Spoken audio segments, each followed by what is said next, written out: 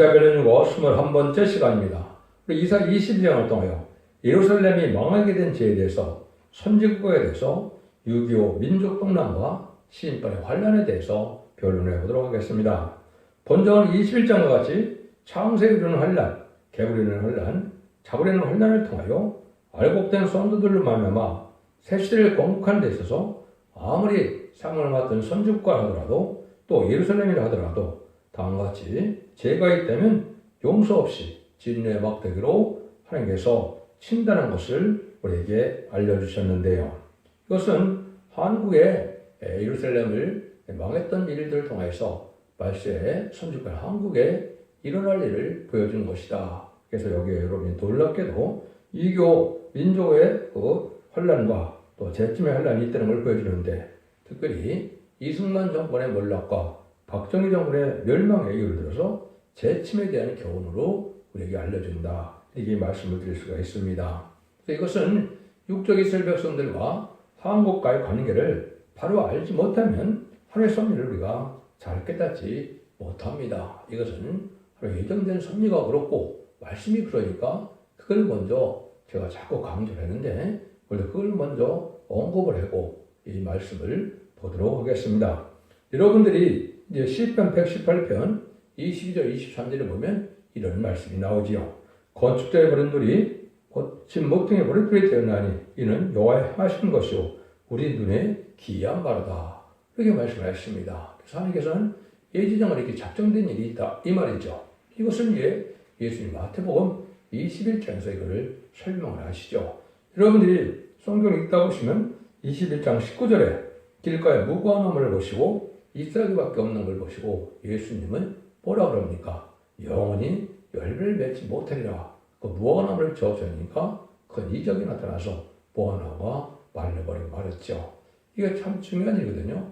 아직 철이 이르러서 무화과나무가 없을 때인데 그때 예수님이 이런 기적을 행한 걸 보면 무슨 의미가 있을까요? 이것은 성경대로 예언대로 메시아로 하나님의 아들로 이 땅에 오셨지만은 육적 유대인들은 예수님을 영접하지 않을 것을 주님께서 모르시겠습니까? 아시겠습니까? 아시겠지요? 그래서 이스라엘 백성들에 대한 이런 저들을 미리 내린 겁니다. 그걸 경고를 주신 것이죠.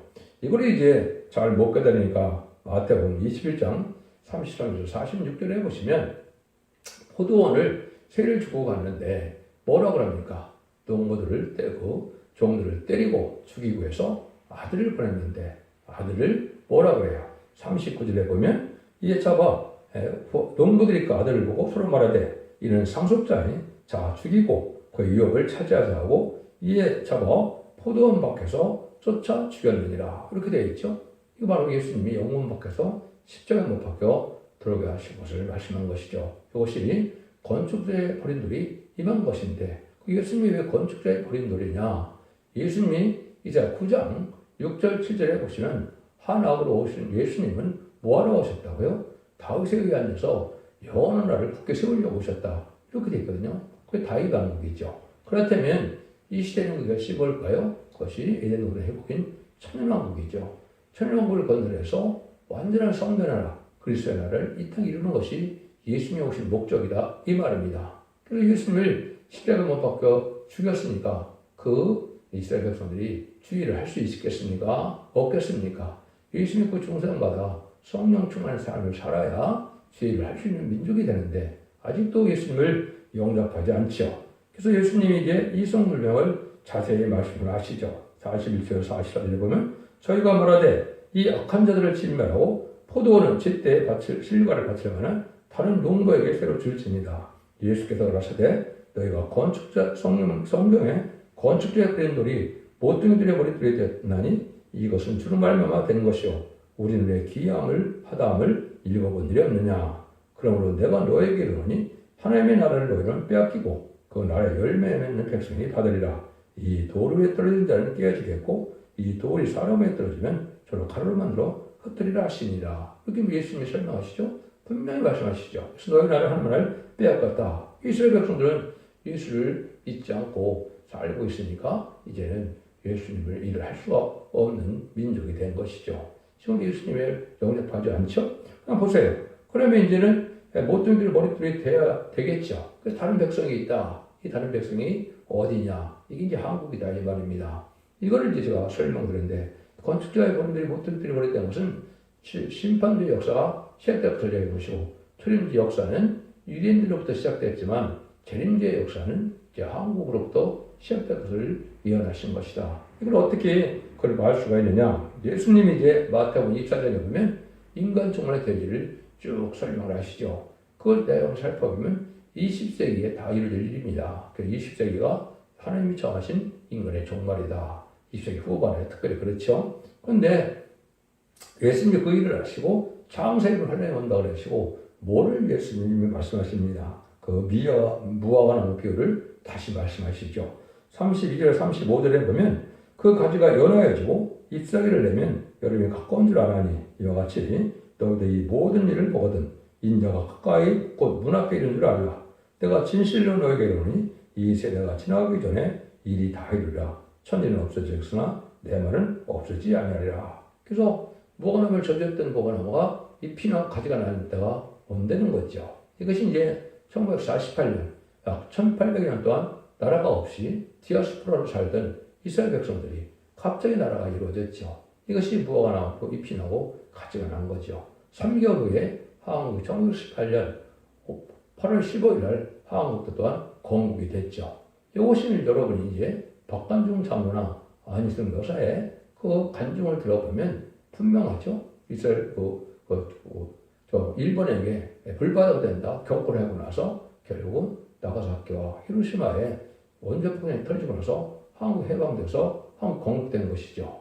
이것이 하나님께서 선지국가로 예정한 것이 이루어진 것이고 이것이 사명이 한국으로 옮겨진 겁니다. 그래서 그때부터 한국에서 거짓 선자가 많이 나오고 또 말실세명자가 나오는 이런 역사 속에 오늘 이르게 된 것이죠. 그래서 이것이 21세기가 되니까 하나님의 섭리 속에 이제는 새로운 종, 새로운 재단, 새로운 교회가 나타나서 모든 일을 마무리해서 전선점의 역사를 진행될 때가 온 것이고 그 일이 진행되는 것이 여러분들이 지금 듣는 이 변론이 되는 겁니다. 이런 과정을 통해서 한국이 인간정원의 재림을 영접할 복음을 전하는 나라가 된 것이고 그것을 기록 10장 6절에서는 영원한 복음이다 이렇게 말씀한 것이고 이사야 성경은 아름다운 소식이다. 그래서 죽지 않고 시작하고 지금 맛보지 않고 편성전하여 남은 나온 백성으로 천년왕국인 축복을 누리게 되는 것이 하나님의 모든 때가 생명을 이루어서 완전한 축복을 주시고자 하는 것이 천지창조의 목적이다. 이것을 새하늘과 새 땅이라고 그러고 이것을 천년왕국이라고 그러는 겁니다. 물론 백부자 심판 후에 천년왕국 끝난 후에 백부자 심판 후에 무궁세계에서 새하늘과 새 땅도 또 있지만 문제는 이 땅에 이루어지는 이 지상 가운데 들어가지 못하면 하나님의 축복을 받는 일이 다 못 받게 되는 것이다. 이걸 아셔야 됩니다. 그래서 예루살렘이 망했던 지를 위해서 인간적으로 선지국가인 한국에 대한 지를 설명을 하신 것이다. 이렇게 보시고 나서 이 성경을 봐야 알 수가 있다. 이 말입니다. 1절 4절입니다. 이상 골짜기에 관한 경고라. 네가 지붕에 올라가면 어쩌니고 호원하며 떠돌며 떨던 성 즐거든 고울려 너희 죽임을 당한 자가 칼에 죽은 것도 아니요 전쟁에 사망한 것도 아니며 너희 가는 데는 다 함께 도망하였다가 활을 버리고 결박을 당했고 너희 멀리 도망한 자도 밝은 데와 다 함께 결박을 당했도다. 그 이름으로 내가 말하니 돌이켜 나를 보지 말자다. 나는 슬퍼 통곡하였노라. 내 딸 백성이 패멸하였음을 인하여 나를 위하여 의로하려고 힘쓰지 말지니라. 이상골짜기라고 그랬죠. 그래서 이것은 선지국가인 한국을 뜻했는데요. 그래서 하나님을 공경하는 사람들이 오락을 일삼고 떠들기를 좋아하고 무신종 어려운 환란이 올 때 다 도망을 가고 원수에게 다 잡혀서 파멸을 당하게 바랐다는 것인데요. 구약 때 이스라엘에 된 일들이 선지국은 한국에 이것이 이루어진 것이고 이것이 실질이 어떤 일이 벌어졌습니까? 실질이 6.25 환란을 통하여 한국이 쫄딱망하는 지경에 이뤘죠. 이런 일들이 이제 회복되는 과정에서 하나님께서 이제는 이스라엘 백성들을 통해서 했던 일들을 우리에게 이제 경고의 말씀을 주는 거죠. 예루살렘 사람들이 공연히 떠들면서 지붕에 올라가서 떠들며 놀기를 좋아하고 오락만 일삼다가 세상이 덮치대가 되어서 갑자기 적군에게 봉병을 당했는데 이것을 이제 우리에게 그 일들이 이루어진 것이 선지국화가 이루어지고 난데 유교를 맞이하게 되는 일을 벌어지죠. 이승만 대통령의 장로와 이윤영 목사님의 이제 기도로 이제는 제국가 시작돼서 한국이 건국됐는데 하늘의 사명을 전혀 생각하지 않고 세상에 이제는 속화되고 부패되고 이런 일이 벌어졌죠. 그래서 유교가 이제는 결국은 하나님의 이 나라를 깨우치기 위한 징계였다. 이렇게 볼 수가 있는데 그런 일들 통해서 한국이 새로운 나라로 거듭나는 기회가 돼서 지금은 선진국판에 들어갈 수 있는 토대가 된 것은 사실은 유교동란 이후에 되어진 일이다. 이렇게 이론을 보시는 것이 하나님의 때같은 경로로 한국을 통해서 하시고자 하는 것이 하나님의 뜻이다. 이렇게 볼 수가 있죠. 그래서 아까도 얘기한 것처럼 이제는 한국이 건국되고 난 다음에는 한 세대 안에 다 이루어진다고 했으니까 한 세대는 10편, 90편, 10절에 보면 너 연수가 70이요 강건하면 80이라고 그랬죠. 그래서 20세기, 21세기 중반까지 다 이루어진다 이 말입니다. 그래서 2030년 전후에서 이 모두들이 다 이루는 것이 주님이 하신 말씀대로 뭐라 그래요? 천지는 없어지겠으나 내 말은 없어지지 않는다. 이 말씀을 하는 거죠. 그것이 지금 이 시대에 우리가 접한 상황이다. 이렇게 볼 수가 있는 겁니다. 그러면 이제 말씀을 더 보시면요. 이상의 골짜기에 주 망울의 옥에서 이르는 분유와 발핀과 혼란의 날이여 성벽에 무너뜨림과 산에게 사무치는 부르짖는 소리로다. 이 환란은 이제 여기서 징계의 목적을 준 유교 동란을 뜻했다. 이렇게 볼 수 있죠. 그러니까 분노해서 쳤는데 발핀과 혼란의 날을 주었다는 것인데 하나님도 하나님께서는 유교도 하나님 허락하여 이루어진 일이다. 이렇게 볼 수 있는 겁니다. 6절, 7절입니다. 엘리야는 사람은 전통을 졌고 병고탄 자와 마병이 함께하였고 기르 사람은 방패를 들었나니 드러내었나니 병거는 너의 아름다운 골짜기에 가득하였고 마병은 성문에 정문을 되었다. 환란이 일어났는데 적병이 아름다운 골짜기에 가득하게 됐다. 엘리야는 북한을 뜻하고 기르 사람은 중국을 뜻했는데요. 인간 방패를 삼아서 우리나라의 중국군이 꽉 차게 실지 이루어졌죠. 이때 아름다운 한양거리에도 이게 공산당이 꽉 차는 일이 벌어졌죠. 이 말씀이 실제 응한 것이죠. 이것이 유교 때 이루어졌다. 8절입니다. 그가 유대에 덮였던 것을 벗김에 이날이야 네가 수풀의 복관에 병기를 바라보았고 유교 때는 참으로 한심한 일이었죠. 탱크도 없고 부장이 아무것도 되지 않고 군대도 되지 않은 상태죠.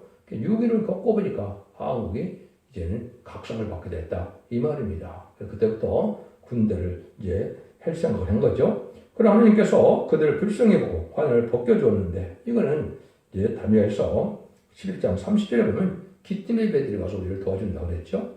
인천 상륙작전을 통해서 한국이 이제 유교를 극복하는 이기는 일이 벌어진 것이고 그래서 휴전이 된 것이죠. 그래서 그런 일이 이루어진 것은 이제는 그때부터 한국이 뭘 뼈대게 됐겠습니까? 이제는 국방력이 없으면 나라가 존재할 수 없다는 사실을 알게 돼서 그때부터 지금까지 한 가지 변하지 않는 사실은 우리가 자주국방을 해야 되겠다. 이 사상이 들어간 거죠. 이게 이제 우리를 깨우치는 역사다. 이것이 실제 한국 선진국가의 반일에 올려놓는 이런 일로 나타나는 겁니다. 이건 이제 그렇게 볼 수가 있는 거거든요. 9절 10절입니다. 너희가 다윗성에 끊어지는 것도 곳이 많은 것도 보이고 너희가 아랫못에 물도 모으며 또 예루살렘에 가옥을 개수하며 그 가옥을 하러 성벽을 경복케 하기도 하며 이건 이제 하나님께서 한번 막대를 맞고 났는데 이제는 뭐예요? 자, 아주 급속도로 이제 건축, 재고를 하는 일이 벌어지죠. 그래서 이제 저수지도 만들고 또 이제 그 집도 다시 수리하고 복구하는 일이 있었죠. 이때 이제 절대적인 도움이 미국의 도움으로 빠르게 복구된 사실이죠. 인정할 건 인정해야 되겠죠. 미국의 많은 원들을 통해서 한국이 실제 이제 유교동네를 복구하는 일이 이루어진 것도 사실이다. 이건 그 얘기를 지금 하신다. 이렇게 볼 수 있는 거죠. 그런데 11절입니다. 너희가 또 옛못의 물을 위하여 두 성벽 사이에 젖을 만들었느니라. 그러나 너희가 이 일을 하신 자를 악망하지 아니하고 이 일을 예척도 경한 자를 정령하지 아니하느니라. 그래서 이러한 재건, 무너진 데를 수축하는 일은 정신이 없었지만은 여호와를 악망하지 않고 하나님의 사랑과 은혜는 생각지 않는 나라가 된 거죠. 이래서 이제 하나님은 그거를 지금 알게 하는 거죠. 수도공사나 댐공사나 저수지를 만드는 하였지만 하나님을 경외하는 일은 벌어지지 않았다. 하나님을 이제 잃고 사는 이런 민족처럼 된 거죠. 그래서 이제 그때 당시 한국이 기독교 번성하는 일이 벌어지면서 이제는 경제 개발과 더불어서 아주 극소적으로 번성하는 때가 오는 거죠. 이것이 하나님께서 선진국가를 키우려고 하는 그런 작정된 일이다. 이렇게 보셔야 된다. 이 말입니다. 11절 13절입니다. 그래 주 마음으로 여호와께서 명하사 통곡하며 애워하며 머리털을 뜯으며 굵은 배를 따라 뛰라 하셨거늘 너희가 기뻐하며 즐거워하며 술을 잡고 양을 죽여 고기를 먹고 포도를 마시며 내일 죽으리니 먹고 마시자 하는도다.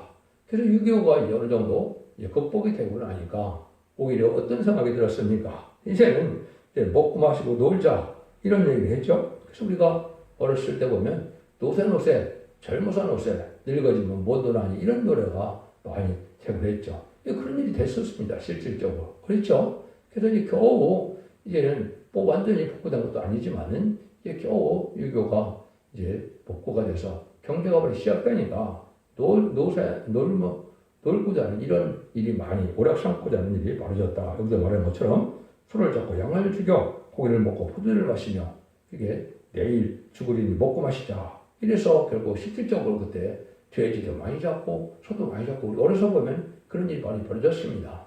그런 일이 세상에 이루어졌죠. 이런 일이 바로 하나님 보시기에 이제는 이 죄를 속하지 못할 죄까지 이루어져 가는 건데 이때 사명을 망각하고 영공 협상을 하고 또 속하고 타락되고 세상 향락에 땅에 소망을 둬서 하나님을 믿는 민족이 그때까지는 아직 이루어지지 않았죠. 이것이 이제 기독교가 번성하는 때에 이걸 깨닫게 된 때가 오는 것인데 그 이후로도 죄를 많이 졌다 이 말입니다. 14절입니다. 마음으로 여호와께서 친히 내기에 들려 가라사대 진실로 이 죄악은 너희가 죽기까지 속하지 못하게 하셨느니라. 저 마음으로 여호와의 말이라. 그러면 하나님께서 이렇게 진노해서 그들을 이제 쳐서 용서해서 복구가 되고 전쟁도 승리하게 하고 이제는 이런 일이 벌어졌는데 하나님을 또한 사랑하지는 않는다 이 말이죠. 그래서 반드시 그 정권을 없애고 말겠다는 것인데 유교 이후에 아주 부패한 정권이 되었다 이 말입니다. 그래서 이런 일들이 이제 이루어지는 것이 하나님 섭리 속에 한국 선진국가로 이게 무역 대국이 될 것을 얘기하셨고 또 선진국가로서 이제 문화 대국도 되고 선진국가가 돼서 다시의 삶을 감당할 수 있는 시대가 온 것이죠. 그런데 죄인은 무슨 많은 죄를 졌습니까? 이것 때는 신사참배 또 용공협상자들이 많이 나오고 친북, 친공산당 사상이 지금 한국에 많이 들어왔죠. 이것이 다 용서받지 못할 죄들이고 좌파 정권과 음자 정권 교권이 바로 그 일이 지금 이루어졌죠. 그래서 이런 공산당 협상하는 이런 일들 중에 WCC, WEA, NCK 이것들을 바로 뭡니까? 다원을 주장하는 사회주의를 받드는 이런 거짓 목사들을 받아들이는 것이 한국의 기독교의 사실이죠. 이런 죄가 지금도 쌓여있다 이 말입니다. 그래서 그런 죄가 용서받기 어려운 것이고 또 예언의 말씀을 무시하고 또 세상이 어떻게 됐습니까? 간음도 죄가 아니다. 합의하게 하면 그게 죄가 있을 수 없는 일이죠. 낙태도 죄가 아니다. 또 어떻게 합니까?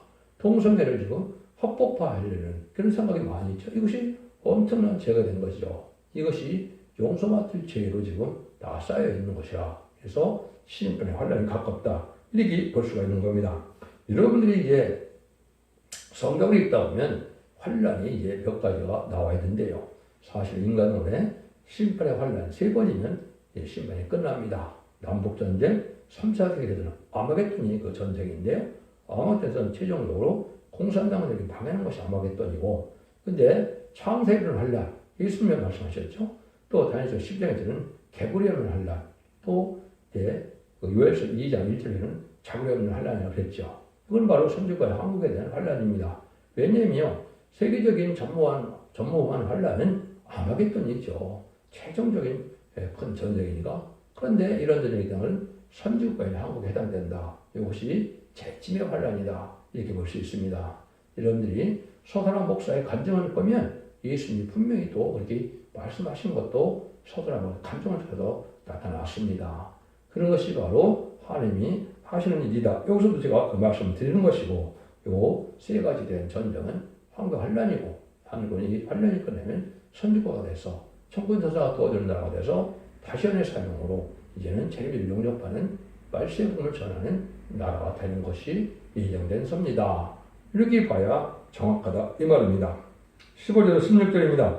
주 만군의 여호와께서 가라사대 너는 가서 그 국군을 맡던 궁을 차지한 샘들을 보고 이르기를 네가 여기에 무슨 관계가 있느냐 여기 누가 여기에 있어서 너를 위하여 멸시를 받느냐 높은 곳을 차기로 하여 멸시를 받고 반석에 차기로 하여 처소를 쪼아냈도다.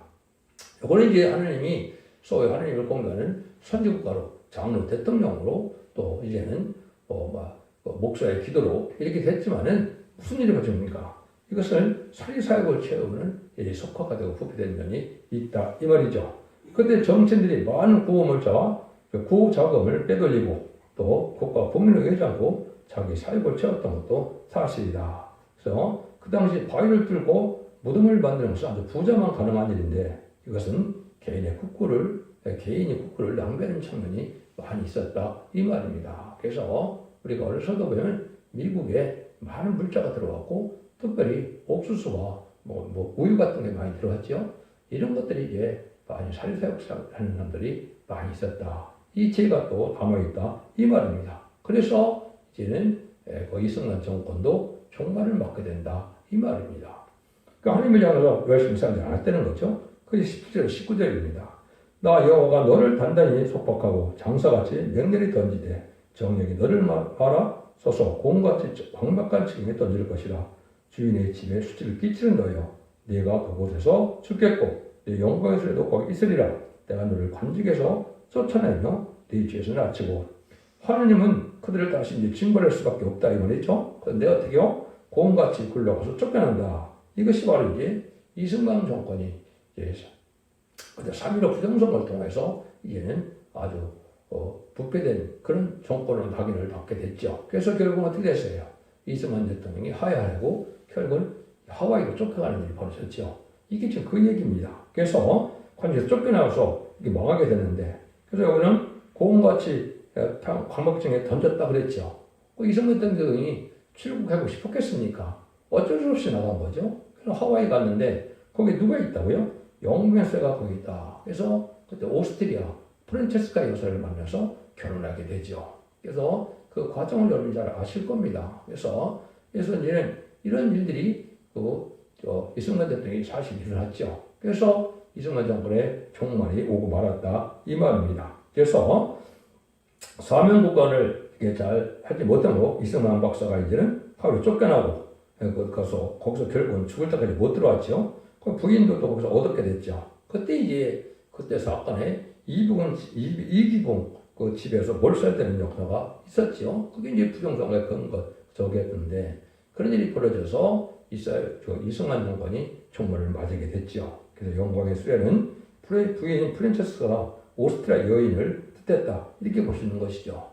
그래서 나타난 것이 누굽니까? 여자는 박정희 대통령이죠. 하나님이 강한 대통령을 세워서 절대적인 권리로 경제가를 주도할 것도 예언된 섭리입니다. 그 말씀이 바로 20절에서 21절입니다. 그러나 내가 힐기 아들 내 종 엘리야김을 불러 네 옷을 그에게 입히며 네 띠를 그에게 힘띄워 힘있게 하고 네 정권을 그 손에 맡기리니 그가 이르시는 거민과 유다 집의 아베가 될 것이라. 그래서 다른 정권이 다른 데에 넘어가는데 그것이 박정희 정권이 어떻게 됐어요? 오히려 혁명을 통해서 이제 혁명 정권이 들어서게 됐죠. 근데 아주 절대적인 강한 권세를 가지고 이제 경제 개발을 이제 이끌어 나간 대통령이 되어서 실질적으로는 한국에 어떻게 된 겁니까? 한국을 기틀을 잡고 한국을 단정시키는 대통령이 됐죠. 그래서 한국이 이제는 그걸 기준으로 해서 한국이 이렇게 선진국가에 반해들어서 사명을 감당할 수 있는 나라가 된 것이고 모든 과학 발달이 이루어지고 해서 하나님이 한국을 들었을 때가 임박한 것인데 이 제약이 또 많이 남아있죠. 그래서 지금도 많은 일이 잘못된 것이 바로 뭐냐? 남북 공동성론을 하고 영공, 남북 회담이나 미북 회담, 육제회담, 북한 관광, 개성공단, 실수를 많이 했죠.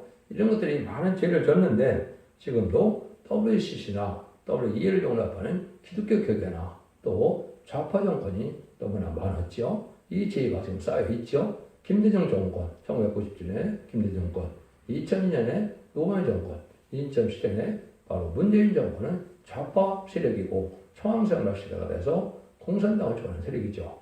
이 제압이 시점을 걸치로 지금 남아있는 때다. 이렇게 볼 수 있는 겁니다. 그런데 이제는 절대적인 권력을 하나님 주신 것이 박정희 대통령이라는 것이 이 시절에 나와 있죠. 내가 또 다윗의 집에 열쇠를 그에게 얻게 드리니 그가 열면 될 사람이 없겠고 닫으면 열 자가 없으리라. 이 정권을 잡아가 큰 아주 권리를 가지고 있었죠. 그래서 자유로운 등 절대적인 권력을 가지고 이제 경제개발을 할 수 있는 토대가 됐다. 이것이 이제 긍정적으로 보면서 개발 독재다. 사리새구로 한 독재는 아니었죠. 그것을 여러분이 이제 인정하게 되는 것이 현 시점이다. 그런데 그래서 박정희 정권도 이제는 종말을 또한 맞이하게 된다. 이것이 23절에서 25절입니다. 못이 단단한 곳에 박힌 같이 그를 경고케 하리니 그가 그 아비 집에 영광의 보좌가 될 것이요 그 아비 집의 모든 영광이 그에 걸리리니 그 후손과 족속되는 각 작은 그를 곧 종들로부터 항아리까지리라. 망군이 엎어서 가라사대 그날에 단단한 곳에 박혔던 못이 사거리니 그 못이 부러졌으므로 그 위에 걸린 물건이 파쇄되리라 하셨다 하라. 여호와의 말이니라. 그래서 단단히 박혔던 못이 경북에다 순식간에 이게 못이 부러졌다 이 말이죠. 이것이 여러분들이 이제 잘 아는 1979년 10월 26일 날 그때 제 기억에 보면 삽교천에 갔다 오셔갖고 결국은 궁정동 안가에 대해서 이제는 연회를 베풀다 거기서 긴제교에서 그 순식간에 살해를 당하는 일이 벌어졌죠. 이걸 지금 얘기한 겁니다. 그래서 완전히 큰 권력이 잘 튼튼한 것 같은데 하루아침에 무너졌죠. 이것이 이제 김대기 총선교에서 박정희 정권의 종말을 구하게 됐다 이 말입니다. 그런데 이게 조금 더 폐단이라고 볼 수도 있던 것은 우리가 젊어서도 보면 영혼함 차이가 이제 극렬하게 이제 좀 났죠. 그래서 그 경제가 보면 대구, 부산 중심으로 해서 경북 쪽으로 발달이 됐고 호남쪽에 홀대를 받는 일이 됐고 또 대부분 정부 지도자 관리들도 보면 대부분 뭡니까? 대부분 대구, 경북 육사 출신이 대부분이었죠. 이것이 이제 여기서 말하는 것처럼 지역 편충처럼 이렇게 돼서 한국이 그런 일이 좀 벌어지는 것은 사실이다. 이것이 폐단도 될 수 있고 현실이 그렇게 되어 있다 이렇게 볼 수 있는 것이죠. 이래서 이제 박정희 대통령이 이제는 서거 이후에 이제는 물질이 발달되는 무역 대국이 되는 것이 이제 23장에 나와 있는 것이고 이걸 무역 대국이 된다면 청만 시대가 와서 이제는 용목 협상력이 나타나서 그 심판대를 맞이하게 되는 것이 이사야 성경에 확인된 예언이다. 이렇게 볼 수가 있는 겁니다. 여러분들이 처음에도 이게 생소하게 들리지만 이것이 사실은 사실입니다. 여러분들이 이걸 잘 아셔서 이 시대에 한국의 처한 입장과 한국의 사명을 말씀을 통해서 알게 돼야 이 예언서를 깨닫는 것이고 예언서 자체는 인간 종말을 말씀하시는 것이 목적이고 옛날에 된 일은 별 의미가 없는 것이고 현재 되어지는 것이 예언을 바라보는 목적이다. 이렇게 볼 수가 있는 겁니다.